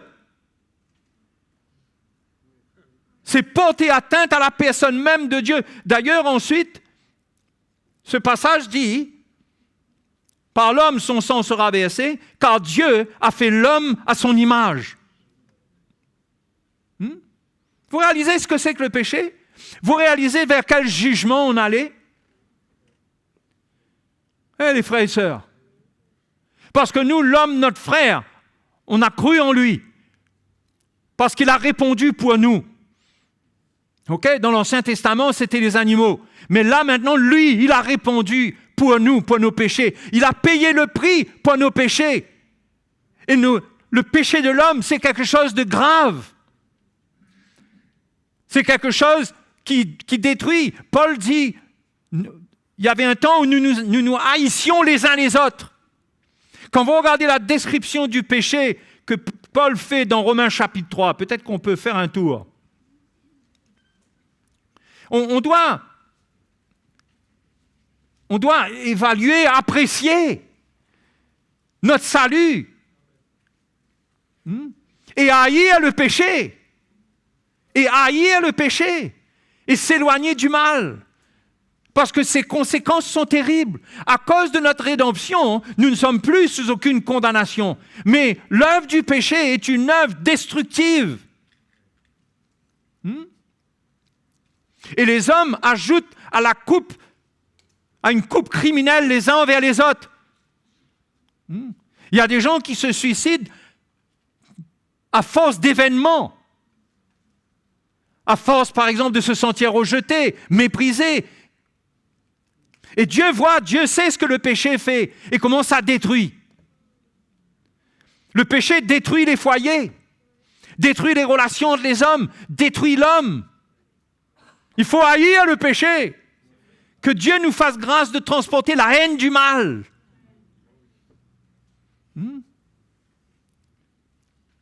Verset 9 du chapitre 3 de Romains.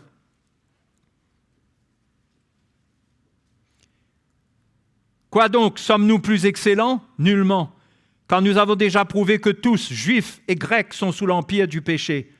Selon qu'il est écrit, il n'y a point de juste, pas même un seul. Nul n'est intelligent, nul ne cherche Dieu, tous sont égarés, tous sont pervertis. Il n'en est aucun qui fasse le bien, pas même un seul. Ça ne veut pas dire qu'il n'y a personne sur la terre qui fasse un peu de bien. Mais ce n'est pas un bien qui peut couvrir le mal qui se fait quand même au travers de sa nature. Et ce n'est pas parce qu'un homme cherche Dieu dans la religion qu'il va trouver Dieu. Parce que sa manière de chercher Dieu, Dieu peut trouver qu'en réalité, il ne le cherche pas. Mais tous les hommes sont dans ce cas-là. Tous les hommes. Et regardez la description. Leur gosier est un sépulcre ouvert. Ce qui veut dire que quand ils parlent pour creuser des tombes. Ils détruisent leur prochain. Ils se servent de leur langue pour tromper. Ils ont sous leurs lèvres un venin d'aspic. Leur bouche est pleine de malédiction et d'amertume. Ils ont les pieds légers pour répandre le sang. Voyez, ils ont les pieds légers pour répandre le sang, pour s'en prendre aux gens. La destruction et le malheur sont sur leur route. Ils ne connaissent pas le chemin de la paix. La crainte de Dieu n'est pas devant leurs yeux. Ça, c'est l'état de l'humanité. C'était notre état. Peut-être que vous croyez que vous étiez une personne vraiment merveilleuse, peut-être pour les gens. Peut-être en se comparant aux hommes, on n'était pas plus mauvais, mais devant Dieu, c'est comme cela que Dieu nous voyait. Transportant la malédiction dans les attitudes, dans les paroles. On transporte le découragement vers notre prochain. Et ça devient pire dans les derniers temps, parce que la Bible dit que dans les derniers temps, les hommes seront égoïstes. Donc, Genèse chapitre 9 nous dit, si quelqu'un verse le sang de l'homme, par l'homme, son sang sera versé. Et gloire à Dieu. On a porté atteinte au sang de l'homme par notre nature du péché autrefois. On était condamnable. OK? Même si on n'a pas tué, même si le sang n'a pas coulé, mais on portait atteinte à la vie. Ça équivaut presque à verser le sang, ça. Mais gloire à Dieu, par l'homme, son sang sera versé. Par l'homme, son sang sera versé. C'est pourquoi Jésus, son sang a été versé par l'homme. Pour nous, si quelqu'un verse le sang de l'homme, c'est-à-dire par le péché qu'il transporte, c'est par l'homme que son sang sera versé. Tout ça, ça porte l'image de Jésus qui est mort sous la main des hommes. Ils l'ont crucifié. Ce sont les hommes qui ont porté la main sur lui. Il fallait que ça se passe comme ça. Parce que c'est comme ça qu'on allait être racheté, selon ses paroles. Amen. Le deuxième élément clé de la rédemption, c'est la foi. Non? C'est la foi. Philippiens chapitre 1, verset 27, on va découvrir que la foi, c'est un don. C'est une grâce. La foi qui sauve. La foi, croire en Dieu, croire que Dieu existe, ça c'est une chose. Il y a des gens qui croient que Dieu existe, mais ils ne sont pas nés de nouveau, ils ne se sont pas repentis, ils n'ont pas cru sur la base d'une foi que Dieu a transmise à leur cœur par l'Évangile. Ils n'ont pas entendu la voix du bon berger à un niveau où ça les sauve, ça les régénère. Ils ne sont pas sauvés, même si ce sont des gens qui croient en Dieu. Parce que la Bible dit que les démons aussi croient en Dieu, mais ils tremblent. Philippiens 1, 27 nous dit, au verset 29, allons partir au verset 29, ça part un peu au milieu d'une pensée, mais ce n'est pas grave. Et cela vient de Dieu. Juste avant, il est parlé de preuve de salut, au verset 28. Et cela vient de Dieu, car il vous a été fait la grâce par rapport à Christ, non seulement de croire en lui, mais encore de souffrir pour lui. Non seulement de croire en lui, il vous a été fait la grâce de croire en lui. Ce qui veut dire que la foi qui sauve un homme, c'est une grâce. C'est sur la base de ce que Dieu transmet. Dieu fait grâce. Peut-être qu'on est croyant comme ça, mais si Dieu n'apporte pas cette grâce pour qu'on ait foi, pour être sauvé, on ne peut pas être sauvé. C'est-à-dire, sans l'œuvre de Dieu, sans son intervention, aucun homme ne peut avoir la foi qui peut le sauver. C'est une grâce. C'est un don de Dieu. Donc, il faut te réjouir. Tu as la vie éternelle. Tu n'es pas un accident de la nature. Dieu t'a vu depuis le commencement, il t'a connu d'avance. Il t'a appelé. Et quand il t'a appelé, il t'a justifié. Et quand il t'a justifié, il t'a glorifié. Et les jeunes ne doivent pas raisonner en se disant, moi c'est un peu forcé, parce que moi je suis né dans une famille chrétienne. Non, Dieu t'a vu toi aussi. N'aie pas de doute de l'amour de Dieu envers toi, un amour éternel qui remonte à loin. Il nous a prédestinés, Paul dit aux Éphésiens, dans son amour. Dans son amour, il nous a prédestinés. D'avance, il nous a aimés. Il y a quelque chose, il va faire de nous, il y a quelque chose qui va se passer avec nous, qui va être, comme pour Jésus, l'objet de toute son affection.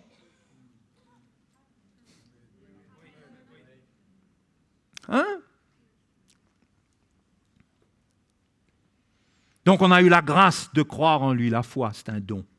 Romains 3, 21. Romains 3, 21. Ça va? C'est pas trop difficile à suivre. Parfois, il y a des phrases qui ont une tournure un peu compliquée, peut-être. La pensée du Seigneur. Vous savez, c'est pourquoi prêcher l'Évangile, ça peut être simple, mais il y a des points qu'il faut de la révélation. Romains 3, 21. Mais maintenant, sans la loi, est manifestée la justice de Dieu, à laquelle rendent témoignage la loi et les prophètes. Justice de Dieu par la foi en Jésus-Christ pour tous ceux qui croient.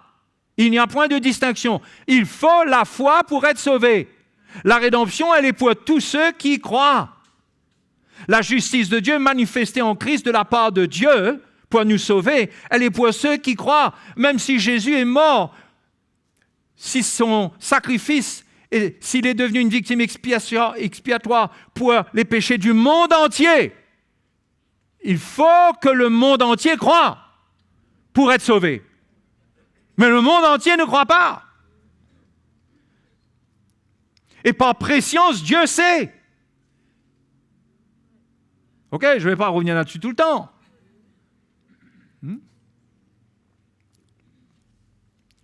Jean 3, 16. Jean 3, 16.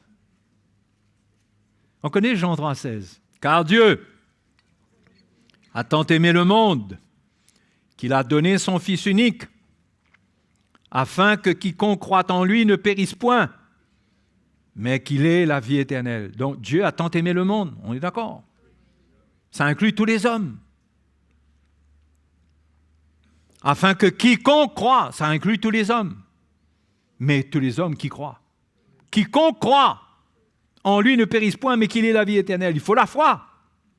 Verset 17. Dieu, en effet, n'a pas envoyé son Fils dans le monde pour qu'il juge le monde, mais pour que le monde soit sauvé par lui. Celui qui croit en lui n'est point jugé. Parce que le jugement est déjà tombé sur le Fils de Dieu. Il n'est plus sous la colère de Dieu. Celui qui croit en Jésus.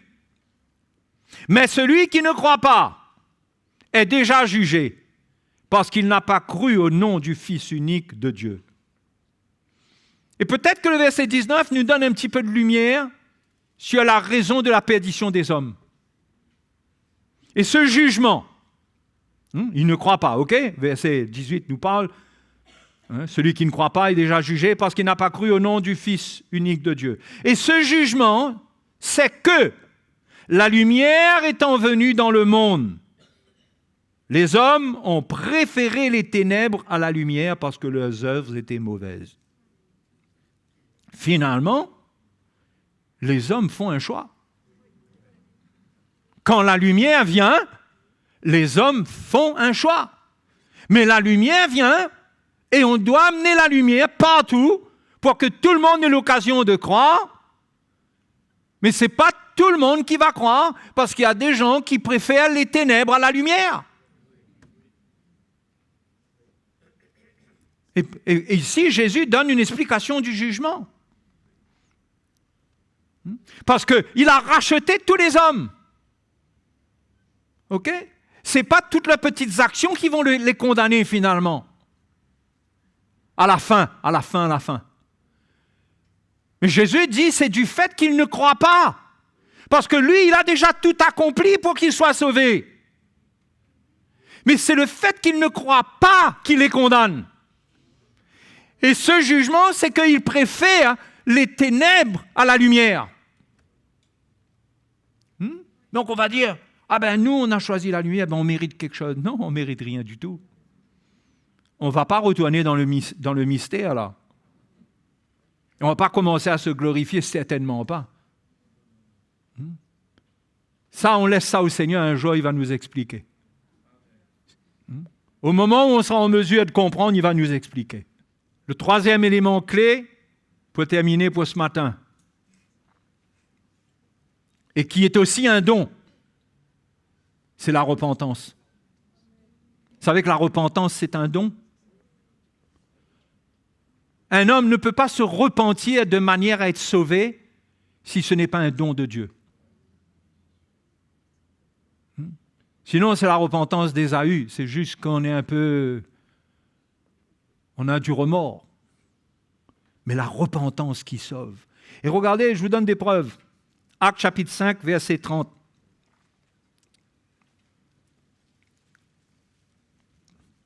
Actes chapitre 5, verset 30. Le Dieu de nos pères a ressuscité Jésus que vous avez tué en le pendant au bois. Dieu l'a élevé par sa droite comme prince et sauveur pour donner à Israël la repentance et le pardon des péchés. Pour donner à Israël la repentance. La repentance est une grâce. La Bible dit, Jésus dit qu'il enverra son esprit et l'esprit convaincra le monde du péché. S'il n'y a pas une conviction de l'esprit pour amener un homme à se repentir, sa repentance n'a pas de valeur aux yeux de Dieu et ne portera pas de fruits de toute façon. La vraie repentance, c'est quand Dieu accorde la repentance. Alors, vous savez, on peut rentrer dans un débat. Donc, si Dieu n'accorde pas la repentance, il n'est pas l'auteur. Mais Dieu sait pourquoi la repentance ne vient pas dans le cœur d'un homme. On a déjà parlé dans Jean 3, 17, 18, 19.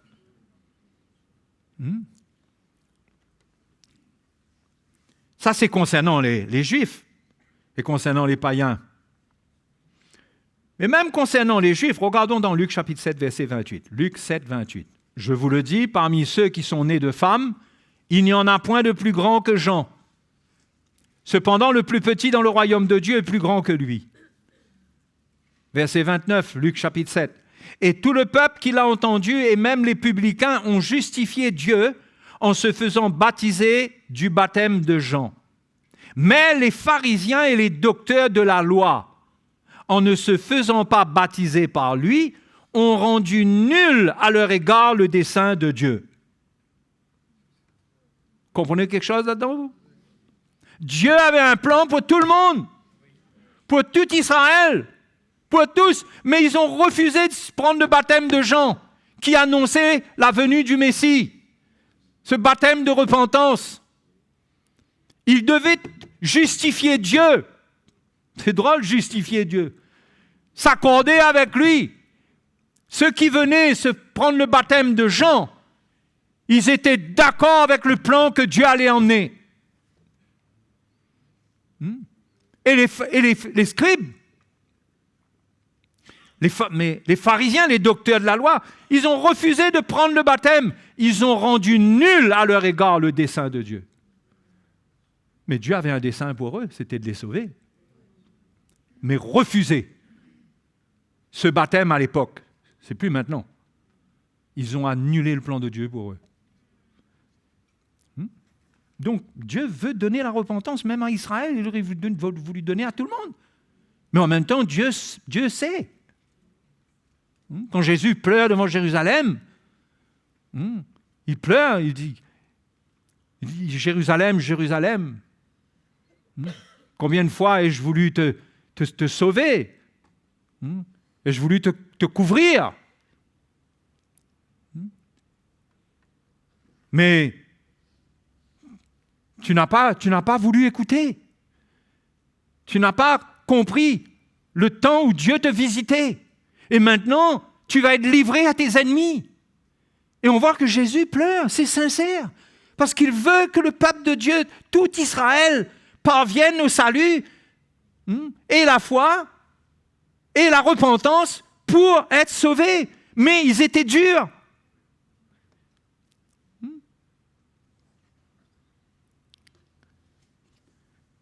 Actes chapitre 11, verset 15. Parce qu'on a parlé des Juifs là, la repentance comme un don envers les Juifs.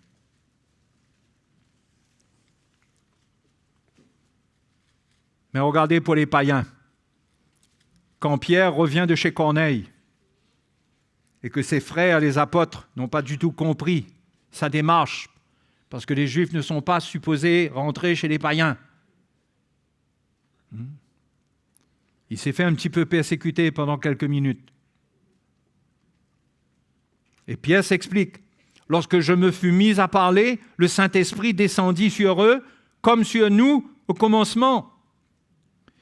Et je me souvins de cette parole du Seigneur. Jean a baptisé d'eau, mais vous serez baptisés du Saint-Esprit. Or, puisque Dieu leur a accordé le même don qu'à nous qui avons cru au Seigneur Jésus, pouvais-je, moi, m'opposer à Dieu? Là, il parle du don du Saint-Esprit.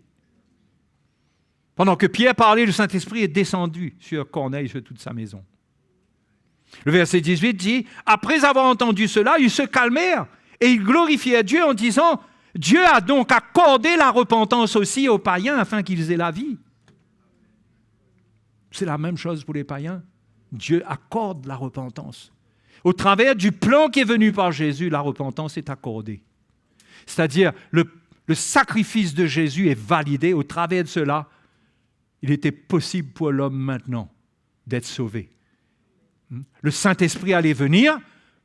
C'est le cas là chez Corneille. Ils ont tous été baptisés du Saint-Esprit. Quand les apôtres ont appris qu'ils avaient reçu le Saint-Esprit comme un don, ils ont compris que la repentance, que Dieu leur avait aussi accordé la repentance dans ce moment-là. La repentance, c'est un don. La repentance aux païens. Donc, frères et sœurs, notre rédemption est quelque chose d'extraordinaire. Mais ça contient des points inexplicables. Et que jamais nous devons arriver à la conclusion que Dieu envoie des hommes en enfer volontairement. Jamais. La Bible dit que le feu éternel a été préparé pour le diable et ses anges, pas pour l'homme. Mais pourtant, les hommes vont s'y perdre parce qu'ils ne croient pas. Mais le cœur de Dieu, le plan de Dieu, c'est pas ça. Mais Dieu n'a pas attendu. Il a anticipé toutes choses. Jésus était déjà l'agneau de Dieu préparé avant la fondation du monde. Pour nous, depuis plus de 5000 ans, ça remonte avant la création. Dieu m'avait vu. Et vous, est-ce qu'il vous a vu? Est-ce que vous avez entendu la voix du berger? Ce berger qui, depuis le commencement, il allait donner sa vie pour ses brebis. On va se dire, mais comment ça se fait? Mais on ne peut pas comprendre tout ça. On doit accepter et dire Alléluia. C'est comme ça. Donc tu as une grâce. Toi et moi, on a une grâce. Et si vous êtes là, vous ne vous êtes pas repenti, vous n'avez pas encore reçu la foi pour être sauvé. Mais la parole de Dieu transmet cette foi à votre cœur. Il y a un petit peu de foi qui peut venir ce matin. Ou au-dedans de vous, vous vous dites non, moi je suis une brebis du Seigneur. Vous savez, si quelqu'un n'a pas cet élément-là, on ne peut rien forcer sur lui. On ne peut rien forcer sur quelqu'un qui n'a pas cet élément de foi transmise, de repentance, de conviction. Vous savez, la conviction, je suis un pécheur, on se repent parce qu'on est un pécheur. Oui, les hommes orgueilleux n'ont pas de part là-dedans. Dieu les connaît. Dieu résiste aux orgueilleux. Oui.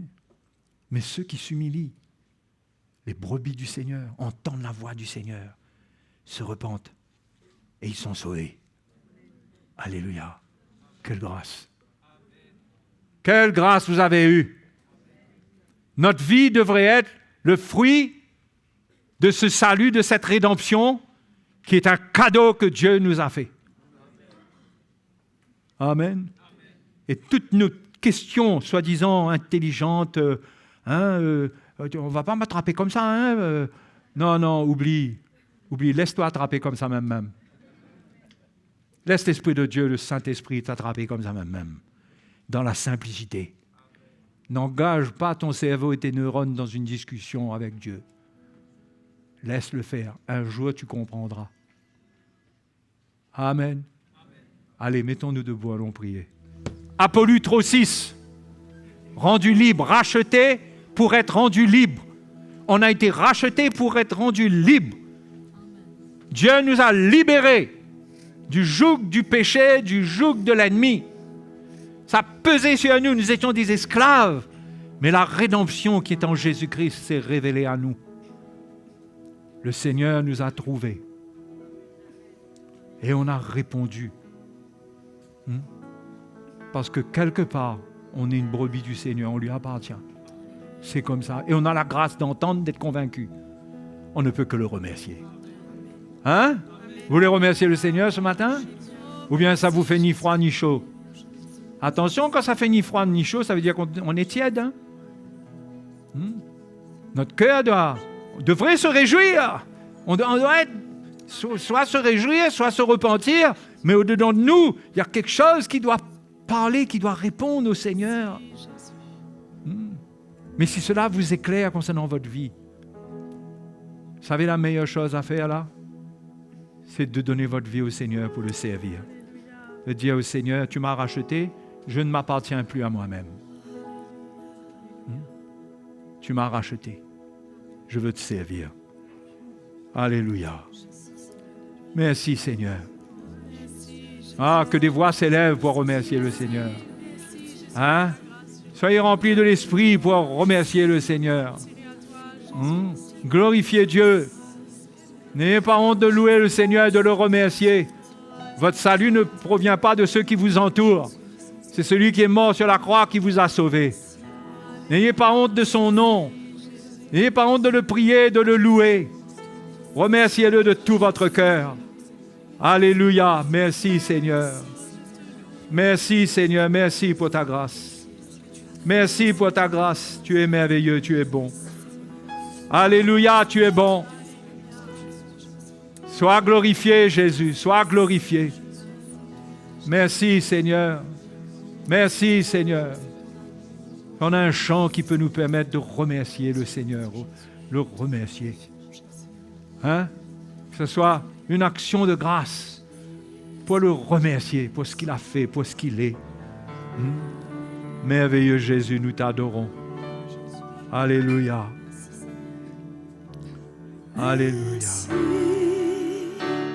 D'un cœur reconnaissant, merci à celui qui est saint. Merci, car il a donné Jésus-Christ, son Fils. Merci.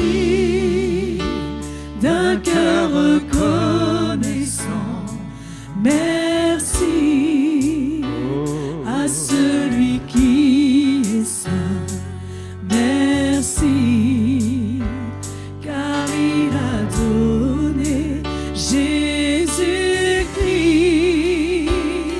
son Fils. Alors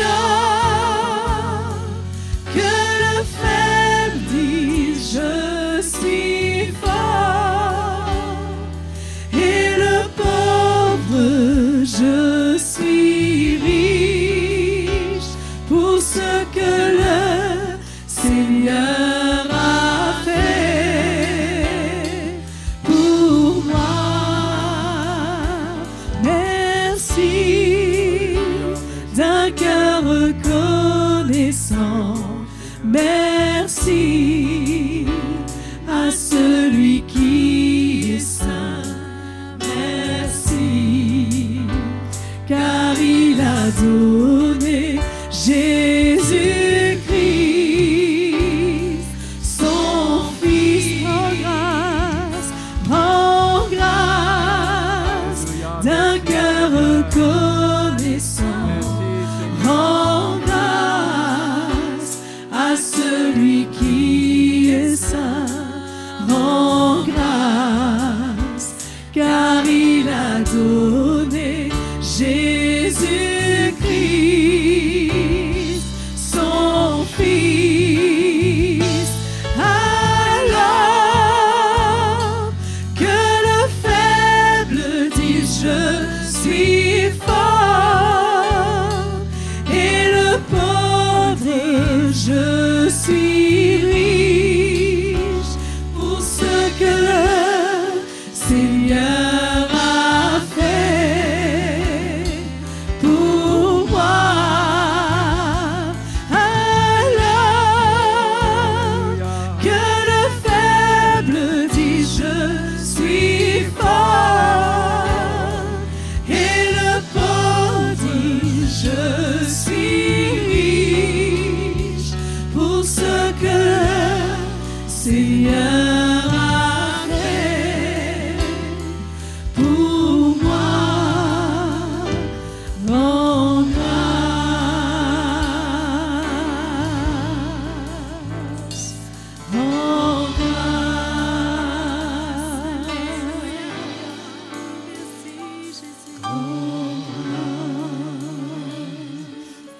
Alléluia, merci Seigneur.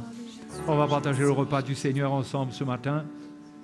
Mais si quelqu'un est là et qu'il veut faire la paix avec Dieu, qu'il ressent qu'il n'a pas la paix avec Dieu, mais que ce matin, quelque part, il y a un petit peu de lumière qui vient dans votre cœur et vous voulez consacrer votre vie au Seigneur Jésus, lui donner votre vie. Hein? Vous voulez lui faire confiance pour votre salut. C'est le seul nom qui ait été donné sous le ciel par lequel nous devions être sauvés. C'est le nom de Jésus. Si nous croyons au nom du Fils unique de Dieu, nous avons la vie éternelle.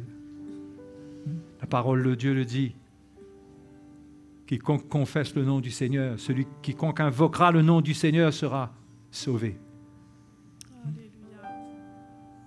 Et si vous êtes là, ne partez pas de cet endroit sans venir trouver un serviteur du Seigneur, un ancien, l'un de nous ce matin, pour qu'on prie avec vous, hein, pour que vous puissiez rentrer chez vous avec une paix abondante, avec l'assurance du salut. Si vous avez entendu sa voix, si sa lumière par l'Évangile ne vous fait pas peur, mais qu'au contraire, elle vous attire vers le Seigneur, alors laissez-vous attirer, venez vers lui, en vous repentant, en croyant en lui, en vous repentant pour qu'il pardonne vos péchés. Et on va prendre le repas du Seigneur. On va partager le repas du Seigneur ce matin. Si vous êtes cette personne, n'hésitez pas à venir nous voir. On va prier pour vous. Hein? Que le Seigneur vous bénisse ce matin. Nous partageons les coupes et ensuite on va prier.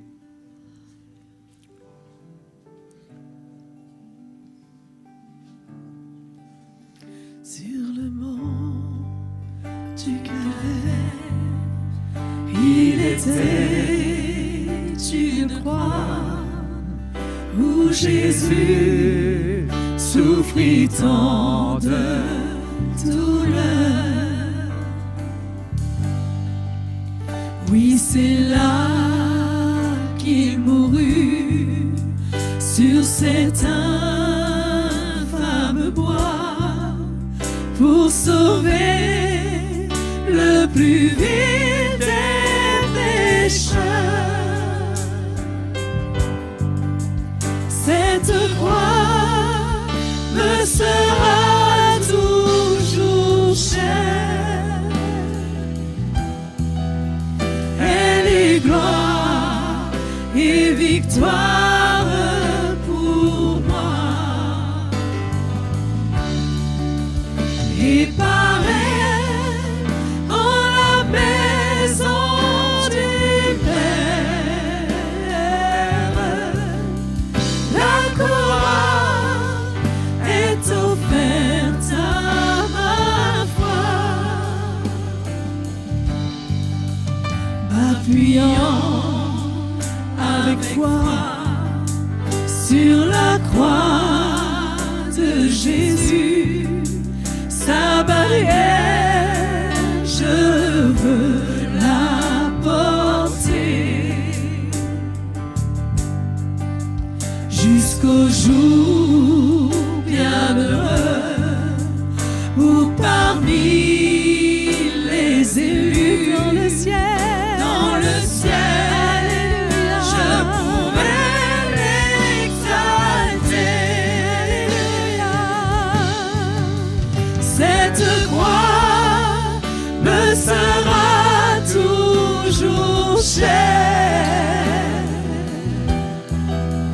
Elle est gloire et victoire pour moi. Et par elle, en la maison du Père, la couronne est offerte à ma foi. Cette croix me sera toujours chère. Oui, elle est gloire et victoire pour moi. Et par elle, en la maison du Père, la couronne est offerte à ma foi. Alléluia. Merci Seigneur. Merci pour ta mort sur la croix. Merci Seigneur pour ton corps qui a été percé de tous côtés, Seigneur. Ton sang a coulé de tes meurtrissures. Et nous voulons te remercier d'avoir accompli ce sacrifice pour nous. Par amour pour le Père Céleste, qui a voulu de nous, qui a voulu beaucoup de fils dans son royaume, des fils et des filles, pour le glorifier par le moyen de la rédemption. Seigneur, nous voulons te remercier pour ce que tu as fait, pour ce que nous sommes. Nous existons et nous voulons accepter notre existence pour ta gloire. Merci d'avoir conduit toutes choses et de nous avoir mis en toi, en communion avec toi dans ta mort. Merci Seigneur pour ce pain qui représente ton corps brisé, percé à la croix. Merci Seigneur que ce matin, en mangeant de ce pain, nous communions avec ta chair dont tu as dit qu'elle est vraiment une nourriture, qu'elle nous nourrit en communion avec toi. Elle nous donne accès à la vie. Merci pour cette vie, Seigneur. Alléluia, merci Jésus.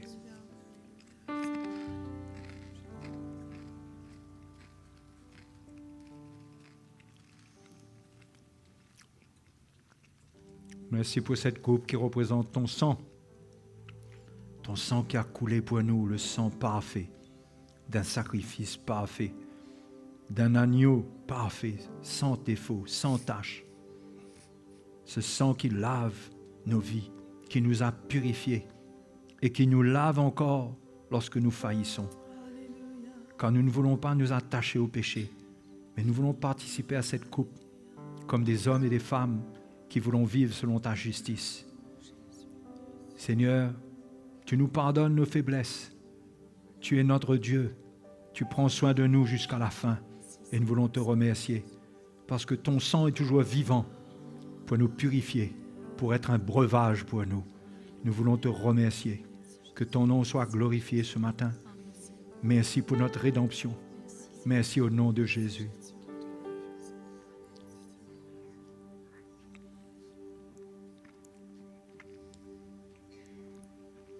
Alléluia.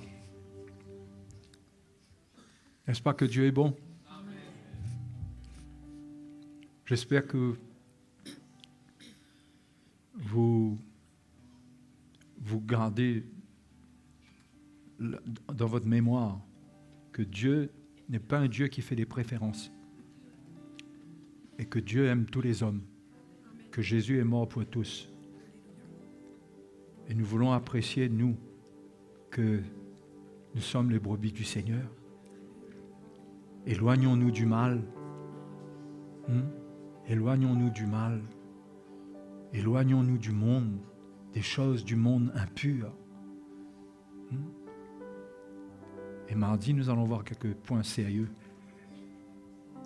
Soyez là. Donc, on est les brebis, on est des frères et des sœurs, on est appelés à se rapprocher, à s'accueillir, à s'encourager. Alléluia. Donc, avant de partir, ayons un petit moment de communion avec les frères et les sœurs.